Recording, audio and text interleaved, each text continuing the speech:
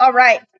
Just referring to what we've done so far in the checklist, on Monday we did number 1, which is the electron configurations. If we were to look at the achieve merit and excellence, that is frustratingly a lot of work for an achieve point, but we've covered that topic so far. The next thing we are doing is number 2 and number 3. So we're looking at the trends in the periodic table. And there are 3 main trends they're going to be talking about. And we'll also be talking specifically about atoms and ions again. So we're taking 2 and 3 off today. So 1, 2, and 3 are done. And that's essentially going to be one question on the exam.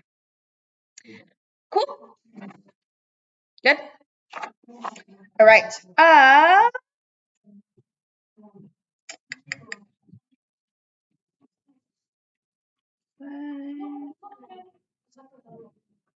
Okay. Just trying to see what the requirements are.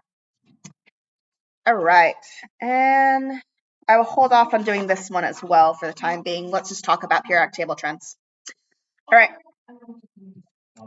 So, you ready? Glenn, are you ready? Okay. So, first off, when we talk about periodic table trends, we're just talking about patterns that we see in the periodic table.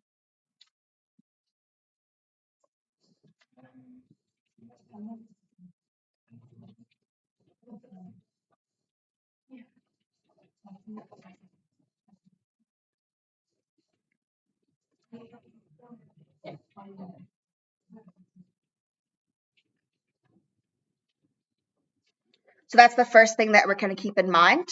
Let me just grab a periodic table real quickly to show you. So you guys have already kind of talked about some of the periodic table trends before, starting even in level 1. If you guys remember, one of the things we talked about was the columns of the periodic table and how those then tell you how many valence electrons you have. So that's one trend you guys have already talked about. We've also talked about rows and how rows give us an indication of how many shells there are. So those are some periodic table trends that you guys have already discussed. Also in Monday's lesson, we talked about the subshells, and we got to see some of those patterns as well, if you guys remember, with the P, the S, and the D and F. Let me grab the notes actually from Monday so that we can reference them.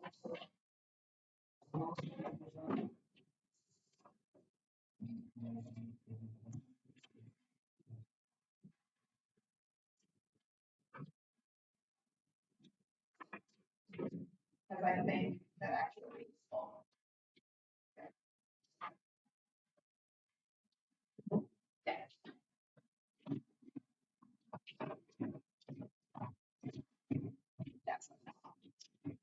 So we've already talked about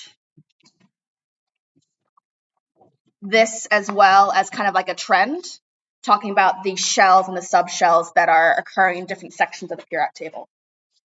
You okay with that so far? Okay. So with the periodic table trends, there are going to be 3 different factors they will look at on this periodic table.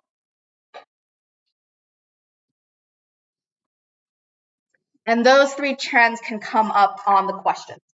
It is unlikely they will ask you about all 3 trends. They will probably do 2 out of 3. So, but you do need to know all of them just in case. The first one is going to be on electronegativity, which we have talked about previously last year. Blurry. Electronegativity. There we go. The second one that they're going to talk about, which is new for this year, is going to be ionization energy.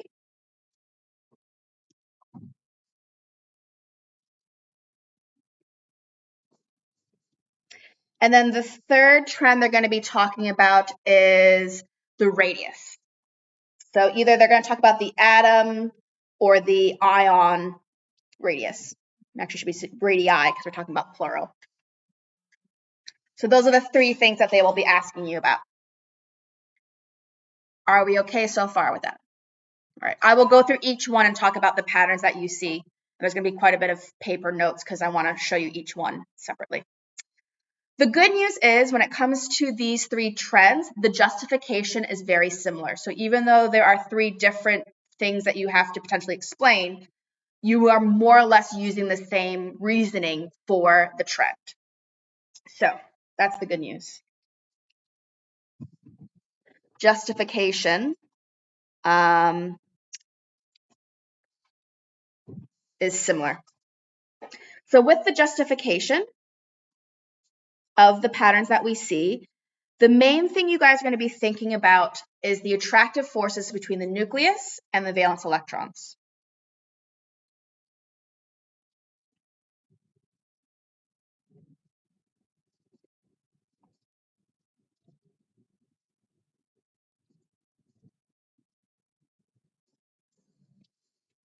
So regardless of which trend they want you to write about, you're more or less using a similar justification.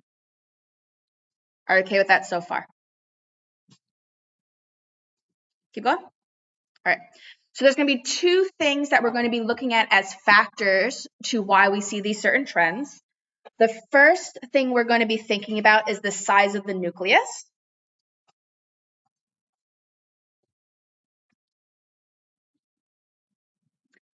And that's really important because that can tell us how strong the positive pull is.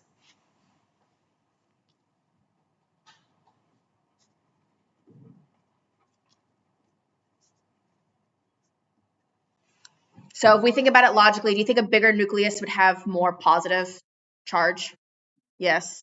And so in general, more pull on everybody for those valence electrons. The second factor is going to be how far away those valence electrons are from the nucleus.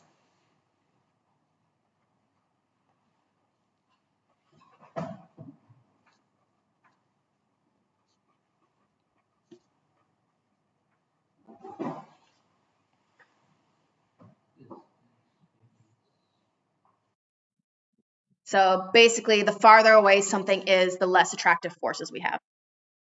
Now, the reasoning for this is because of the inner shells. What the inner shells do is they provide a shielding effect. And that shielding effect means that the negative charges of the inner shells cancel out some of that positive pull from the nucleus. So in this case, we're talking about the shielding effect.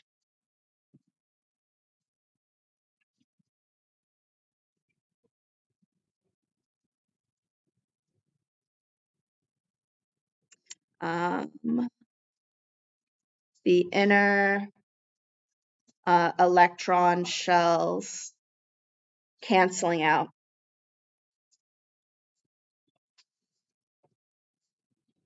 the pull from the nucleus.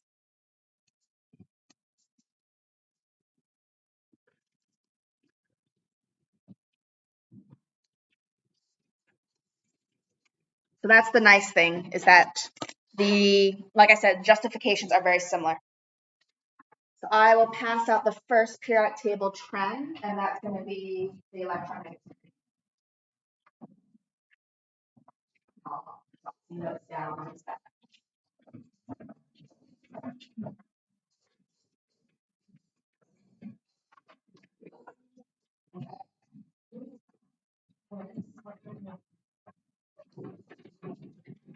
You don't want this, right? No, because you don't want to do the standard. That's what I thought. Okay, double checking. So you didn't feel left out. All right. So first off, let's define what electron negativity is. So we're looking at this version of the periodic table. They're only going to give you the standard periodic table. I'm providing this as extra notes so you guys can kind of see the trends and patterns. So when we are talking about electron negativity, we are talking about the attractive forces between the nucleus and the valence electron.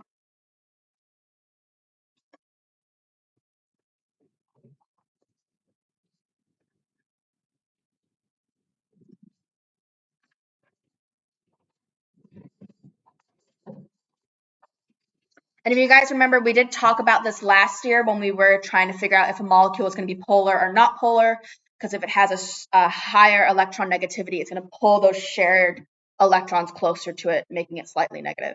So we did talk about this last year. In this case, we are looking at it at a slightly different context because we are thinking about the trends and the patterns. So the first thing that we're thinking about when we're looking at this is the trends and patterns that we see going horizontally. So when we look at the groups. So if we look at this when we're going down the periodic table and we look at it throughout as we're going down, all the groups going down, what do you notice happening? Is the number increasing or decreasing? Decreasing. So what that tells us is as we go down these groups like that, the electron negativity decreases.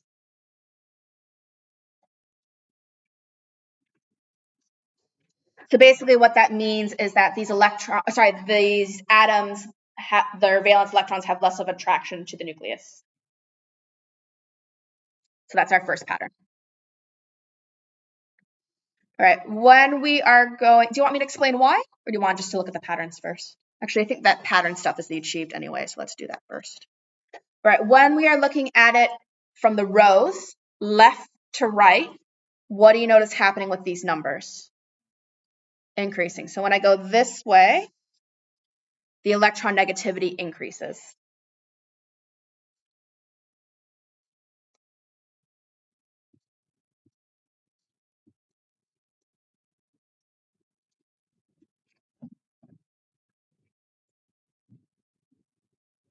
We good so far?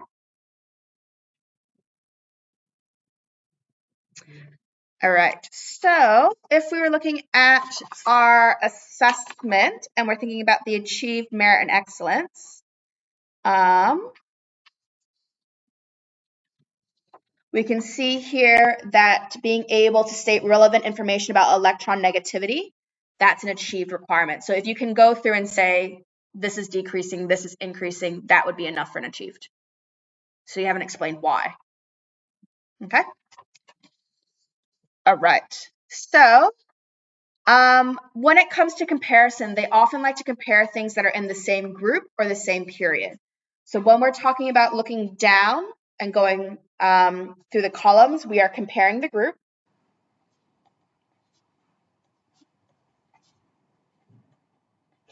If we are looking at it going in the rows, we are comparing the period.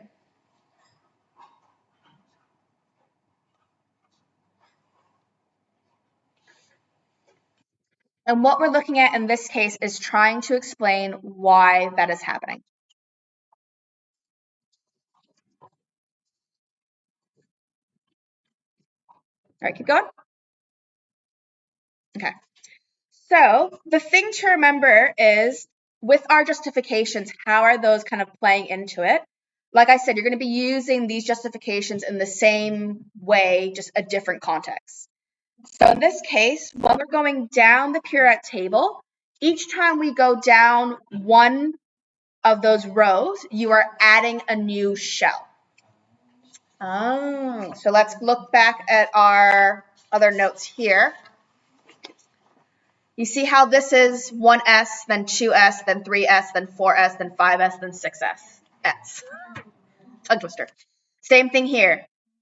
That's 3, 4, 5. That's 2, 3, 4, 5, 6.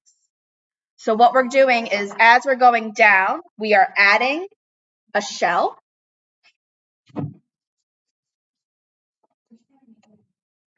And by adding a shell, that's going to increase the shielding effect.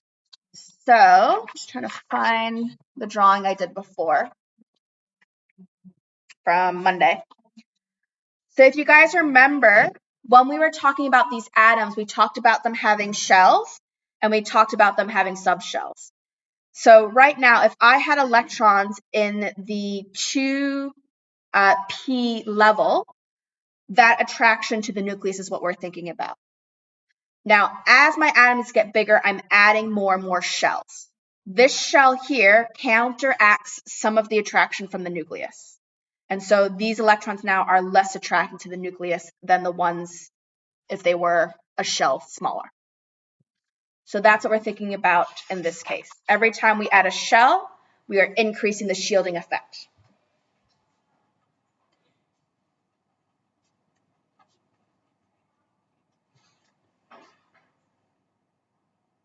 Are we okay with that so far? So that's what you'd be using as your justification to why the electronegativity decreases as you go down the periodic table.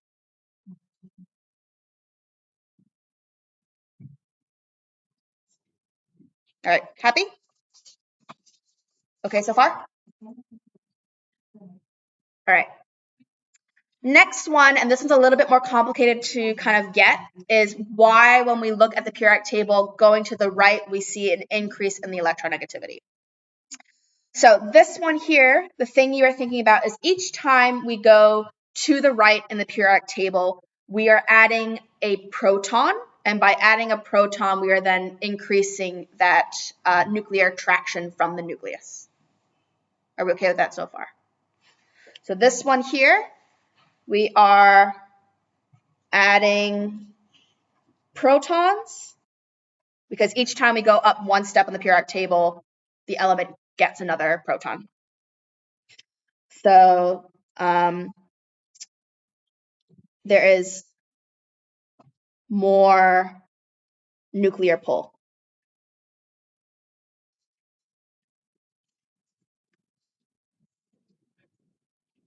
Now, some of you guys might be thinking, but Miss, when we add a proton, we also add an electron. And that is true. We are adding electrons.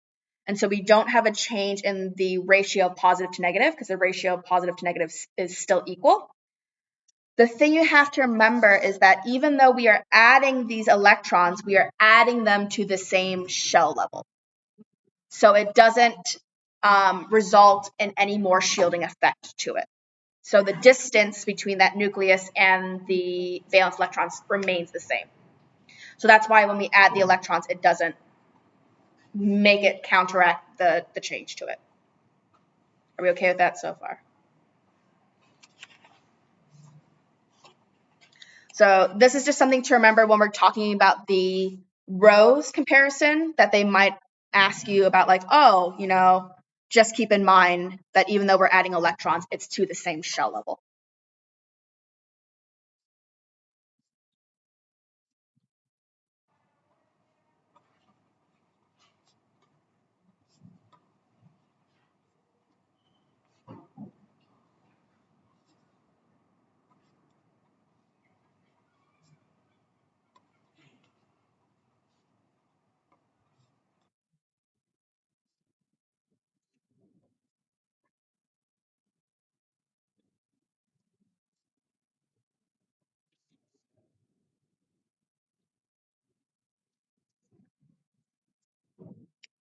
Are we okay with that? Yeah. So again, using that as a reference point. So can I just put my periodic table down again? So I'm increasing my protons, that's increasing my nuclear pull because now I have more positive charge in that nucleus. So it's a stronger pull.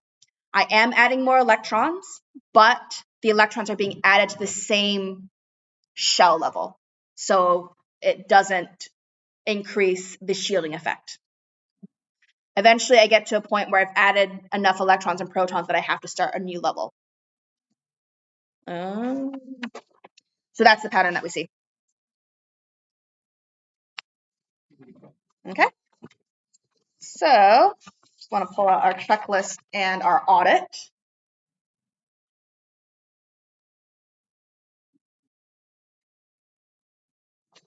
Okay. So just wanted to show you guys some of the stuff. Can I start putting other things down?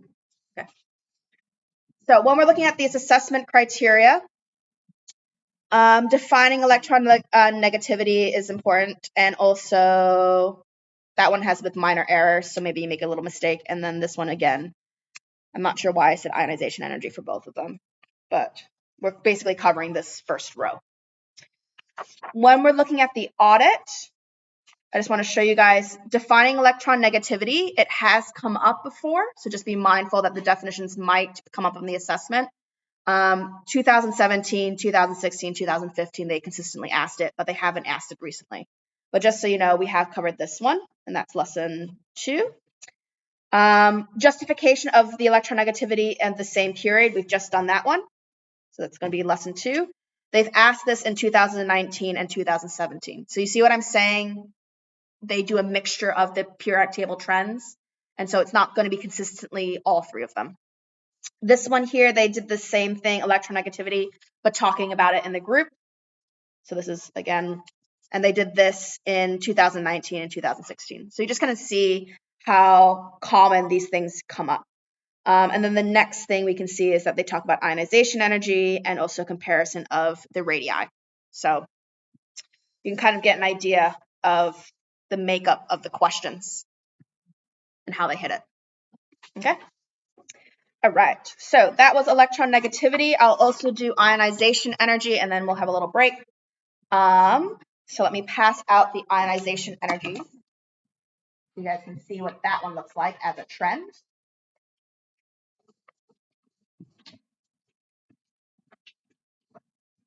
And I'll also define ionization energy. Okay. You saw this one. Okay. Oh, I think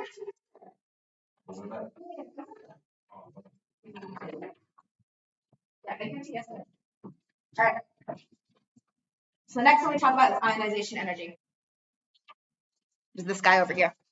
So again, another periodic table with different numbers on it because we're talking about a different thing. Ionization energy is going to have a similar pattern to electronegativity. So again, just trying to think what's the best order I should talk about. Okay, now I'll define it. So ionization energy and electronegativity will have a similar pattern.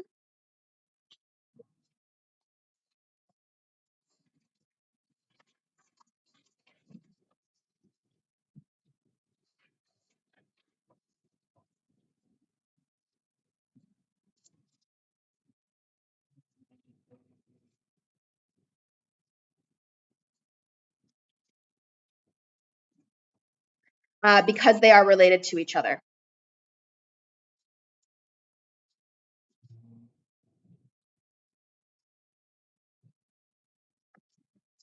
So when we talk about ionization energy, we are talking about the energy required to remove one of the valence electrons.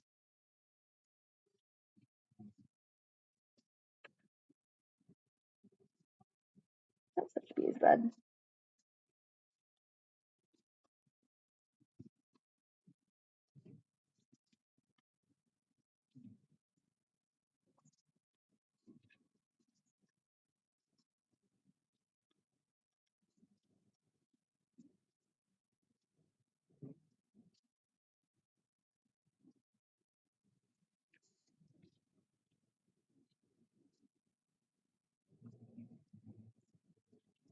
And just so you guys are mindful, we're talking about this number in reference to 1 mole of the element in the gas state.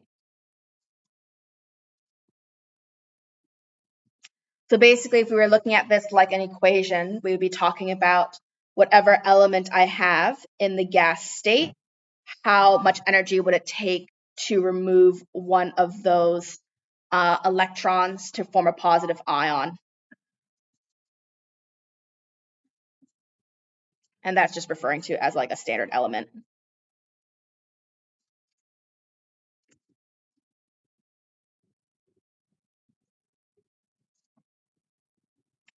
Now, keep in mind that this is always going to be an endothermic reaction because it's going to take energy to remove that electron. It does not want to be pulled off.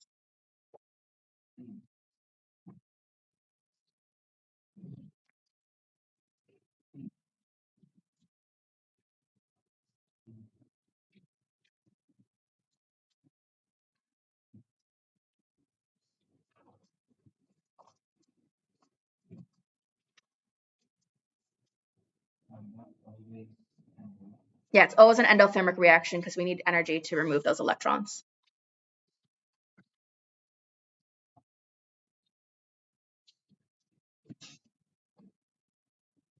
I'll give you guys a second.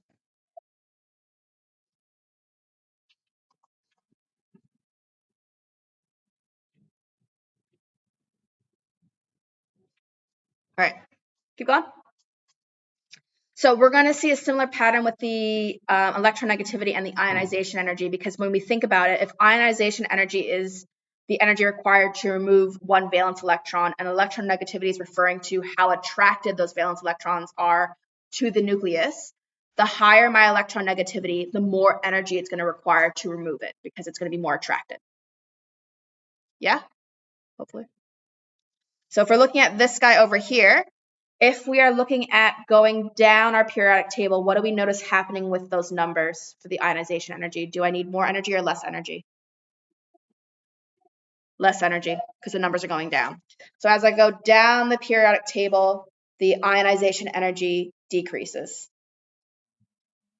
So we need less energy to remove them, which parallels what you see with electronegativity. As we move down the periodic table, the electronegativity decreases. So there's less attraction from the nucleus to those valence electrons. And again, the justification is going to be similar to what you do with electronegativity. The reason behind it is because we have more shells, and since we have more shells, more shielding. So if there's less attractive forces between the nucleus and the valence electrons, we don't need as much energy to remove them. So you see what I'm saying? It's going to be similar justifications throughout. All right, when I'm looking from left to right, what do we notice happening with those numbers? Yeah, the energy is increasing. So ionization energy increases. And again, your justification is going to parallel what you have with electronegativity. The reason why it's increasing is because we have more positive charge in the nucleus. And even though there's more electrons now there, they're being added to the same shell. So that's the nice thing about this question, is that the justifications are more or less the same. Cool? Sorry, do you want me to read it? Okay. The justifications for these guys is going to be just like your justifications for this one here, because it's the same reasoning. Ionization energy is decreasing because we have more shells. Ionization energy is increasing because we're adding more protons, and there's going to be a stronger attraction. So you see what I'm saying? The justifications are more or less the same, which is kind of nice. All right.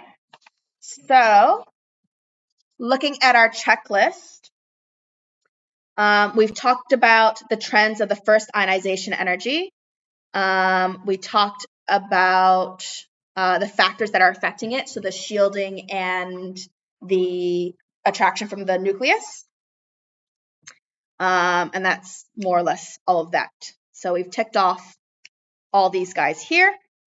And then when we're looking at our audit of questions, we've talked about defining first ionization energy. With this guy here, they again haven't asked it recently. This is from 2016 and 2015, so it's unlikely to come up because they have stopped doing that one. This one here, the equation. So the equation is referring to something like this. This one they have asked recently. So if you look at the audit, they asked this one in 2020. And then they didn't do it for 2 years. They asked it in 2017, didn't do it for 2 years, asked it again. So it's probably likely to come up again because I think it's about the 2-year cycle. So what they're talking about is, let's say they want you to do the ionization energy for silver. What you'd be writing is silver in the gas state, silver when the ion forms, and it's lost an electron. That's always going to be the format, even with the negative ions. So like you guys are used to writing and showing things as like ion formation. Even if we were talking about something that typically forms a negative ion with ionization energy, we're talking about the removal of the electron. So you would be showing it as fluorine in the gas state becomes the fluorine that has lost an electron. So you're always going to use that same pattern, removing one electron. It's not the same as showing the formation of ions. Never mind. Confused you guys. This is what they mean by equations. This is what I'm saying. Okay. That's come up, and it'll probably come up this year, I would say, based on the pattern. All right, so we've done this one. Justification of the ionization energies in the same period. So that's, again, talking about the row. We've done that one. And justification of the ionization energy in the same group. So going down. We've done that one. This is all lesson 2. And you can see here they have asked this one recently. So they do quite like the ionization energies as a question. Cool. All right. So let's take a little bit of a break from me giving notes. The idea is what you guys are going to be working on will set up the exceptions to the rules and why they happen. So what I would like you guys to do is write the electron configurations for these elements here. So beryllium, boron, magnesium, aluminium, nitrogen, oxygen, phosphorus, and sulfur. So take a little break. You guys can write those. All right, you guys ready? I will revise how to do electron configurations because it looks like some of you guys are not sure what to do. I'm going to pass out the next bit of notes. More.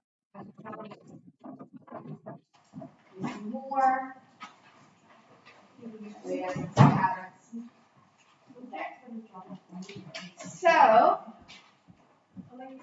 I don't know if you guys have noticed, but when you're doing not electron configuration, when you're looking at ionization energy, and let me grab the sheet that I had.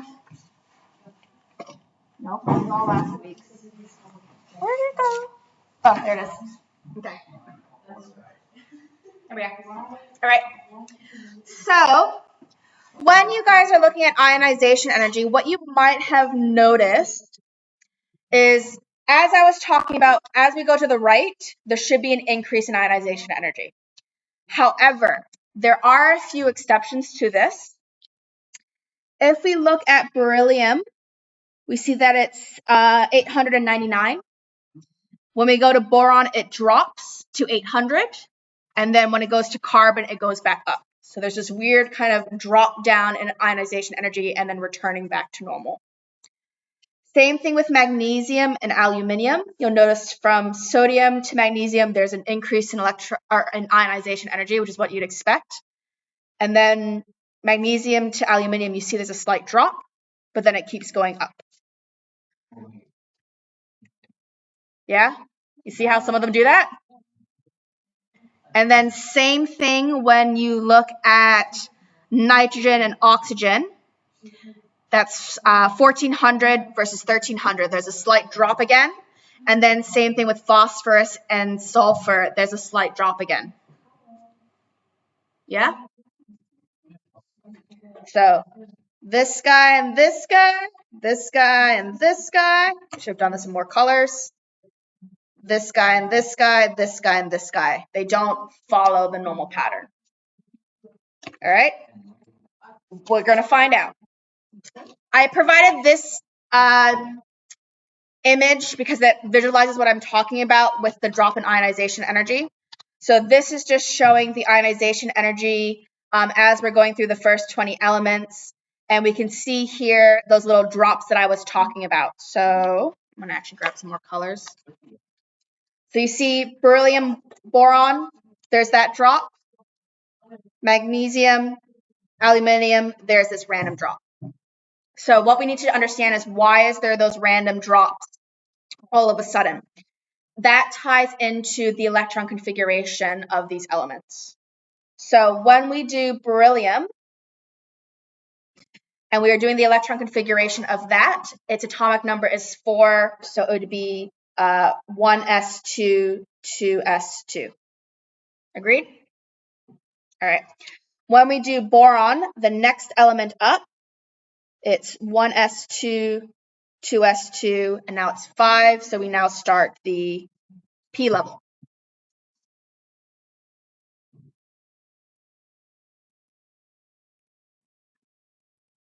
All right.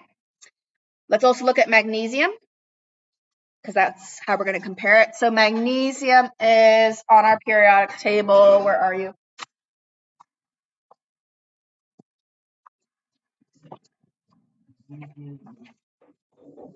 Should be, I need to grab the periodic table now.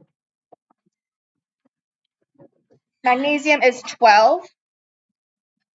So 1s2, 2s2, 2p6, and what is it? 3s2 is what it should be. Agreed? Yeah? Did I get that right? Yes, it is. All right, where aluminium is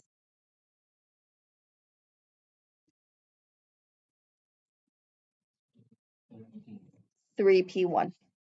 There we go. All right, so the reason why there's a sudden drop in the the ionization energy and then that increase has to do with the fact that we started a p shell. So that's the reasoning behind the drop. So this first drop that we see here is because you started a p shell.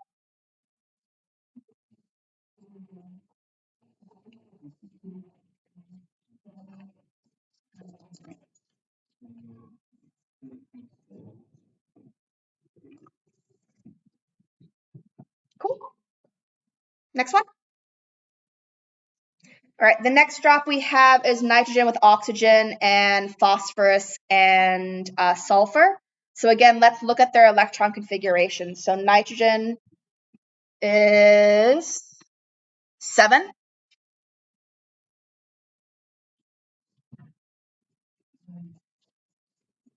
Oops. 2p, I think 3. Up to 7? Yes, it does.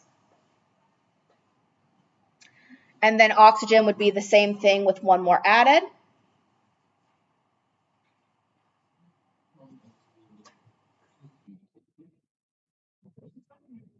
And then when we're looking at phosphorus and sulfur, you have phosphorus, which is 15.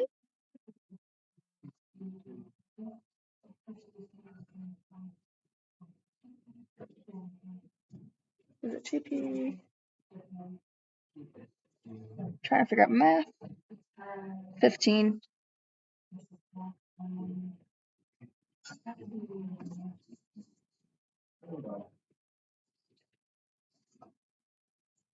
I'm still checking that adds to 15.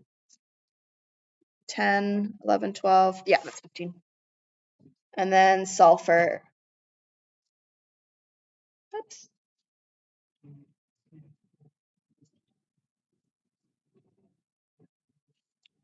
So that's sulfur and that's nitrogen.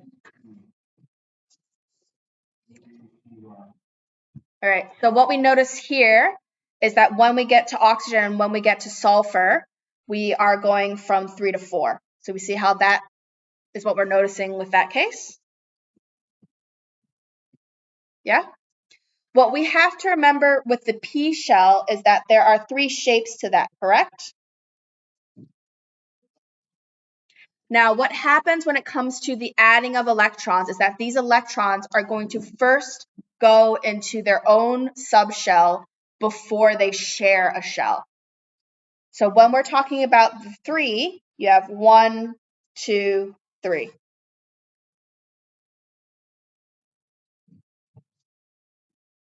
Then when I get to 4, it's the first one that has 2 electrons sharing a subshell. And now those 2 electrons are going to repel each other.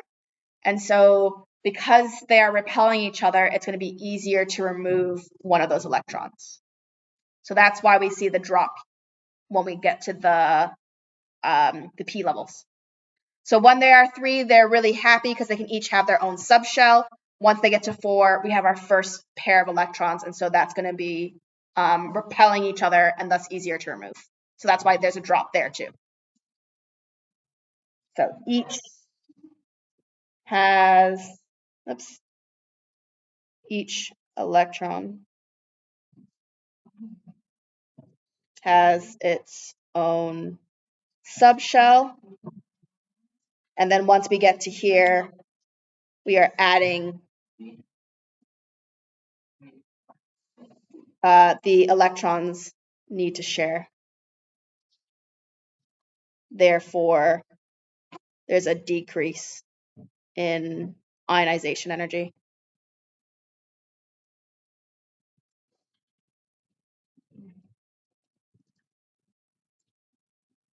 So just want to point out those 2 little drops. I haven't seen it come up in a question in a very long time, but in case it does, I need you guys to know what's going on. But unlikely it's going to pop up because then you have to actually talk about subshells. And then we'll talk about our last trend.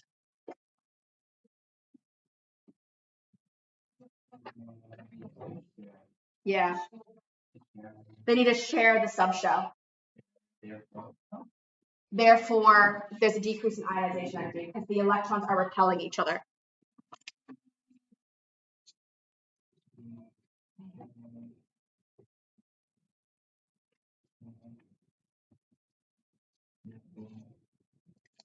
So it's easier for us to take off those electrons because they don't need to, or they are trying to share, which they don't like doing because we know like charges repel.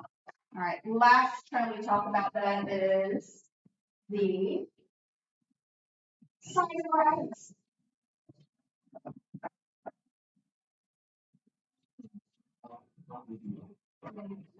There we go. And again, the justifications are going to be very similar. Move it? No, that's not very confident about that yet. All right, keep going. Okay. All right. Next trend we are talking about is our atomic radius. So we're talking about the size of the atoms. When we are going down the periodic table, what do you see? They're getting bigger, which makes sense because we're adding shells, right? So increasing atomic radius, that's because we are adding shells. So we're making larger and larger atoms. Right. As we are going to the right of the periodic table, what do you notice happening to those atoms? Yeah, they're getting smaller as we're going this way. The reasoning why is, again, that increase in our protons, our proton numbers. We're going to have more nuclear attraction to pull the electrons closer. So if we're pulling the electrons closer to the nucleus, they're going to be smaller. So this has to do with the increase in proton number. The electrons are being added to the same shell. And since the electrons are being added to the same shell, but the proton number is increasing, we have more nuclear attraction.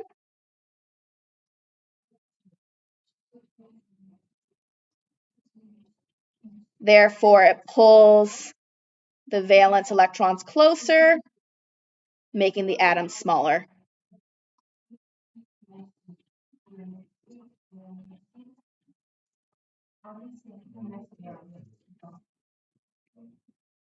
So it's the same justification as the other 2. I'm adding protons. So I like to think of it like it's like a cowboy and a lasso. They're pulling those electrons a little bit closer to it, making those atoms a bit smaller.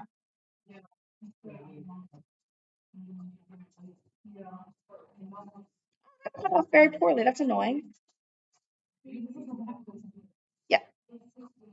Oh, I forgot about the other thing for ionization energy. We'll bounce back to that. All right. Can I move it? All right. The last thing they can potentially talk about then is the ions and how the ions compare charge-wise. So these here are our positive ions. What do we notice happening with the size compared to the atom? Are the ions larger or smaller? Smaller. So when we're dealing with positive ions, they get smaller, and that's because we have more positive charge to negative charge. And so it's easier then for all of the those electrons then to be pulled in closer. Yeah? The other thing that we're going to be used in this, so we have, it's smaller because you have more positive than negative charge.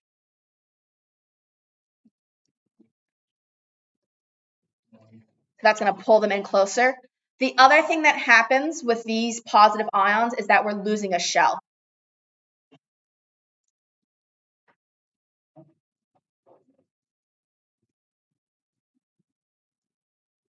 So when I lose an electron, for example, if I'm looking at lithium here, and lithium would be a 2s1. If I lost that one electron, it's now going down to 1s. So I'm losing a shell. Do you want me to do another example? Sure. So if I was looking at this element right here, which is going to be magnesium, if magnesium lost 2 electrons, it's losing its 3s2, those 2 electrons, and it's going to having a p shell. So you see you've lost a shell. So that's the other reason why it's smaller. Yeah? This guy over here, when we add electrons and we have negative ions, they're going to get bigger. So negative ions get bigger. It's important to remember that that's not the result of adding shells. It's the result of having less positive charge to the negative charge.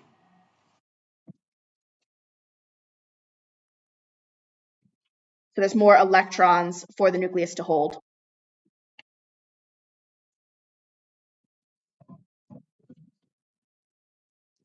And since they have more electrons for those nucleus to hold, there's less of a pull.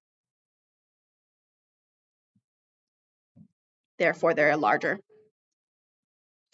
It's really important that you're mindful that you're not justifying this by saying it's going to add shells, because if I was looking at my ions and I was, say, for example, adding an electron, I wouldn't be adding a new shell. I'm just adding another electron to the p shell, for example. You want me to backtrack? Don't get it. All right. So these guys, when the ions lose the electrons, they are losing the shell. So they get smaller anyway.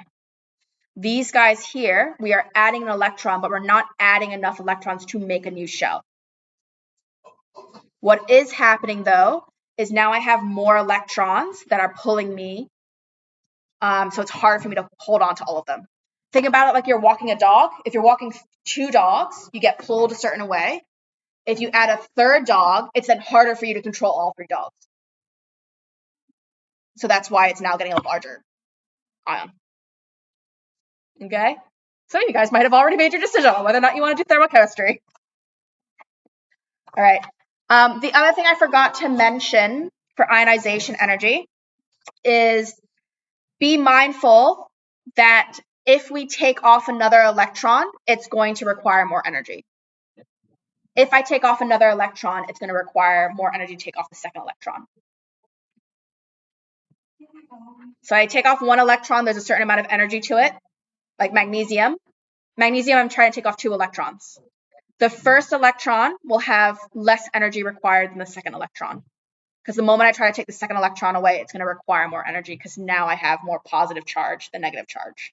So it's going to hold on to it a little bit harder and stronger. That was the last thing I wanted to add. All right. Just mindful of the time. What time do we end? 40? Yeah, 40. Probably. Okay. I'm sorry. There's a lot of notes for today because we're talking about a whole trend. Trying to think what else I wanted to do. That was it. Oh, now I remember. I was going to show you guys on the checklist. Okay. So if we are looking at this, achieved requirement is identifying the trend in the atomic radii. So just telling me, does the atom get bigger or smaller? The other achieved is comparing it against the ion. So positive ions get bigger, positive ions get smaller, negative ions get bigger. So that's the achieved requirements. You see what I'm saying? This is an easier assessment to get the achieved on compared to organic. When it comes to the merit or excellence, you're just justifying your reasoning. And the reasoning is going to be more or less the same. And then with this guy over here, so we've looked at the atomic radii of the same period. We've looked at it in the same group, and we've also looked at it. Oh, that's the ionization energy ones. Yeah, cool. So we've covered everything that I wanted to cover. Yeah. All right, you're a third of the way through this topic. All right, sorry, there's a lot of talking today. You can see that. All right, so for your follow-up work, I would recommend the following things. If you are not feeling confident with this material, do the SciPad pages because they're nicely scaffolded. If you are feeling confident, you can do the collated questions on No Brain Too Small. Okay.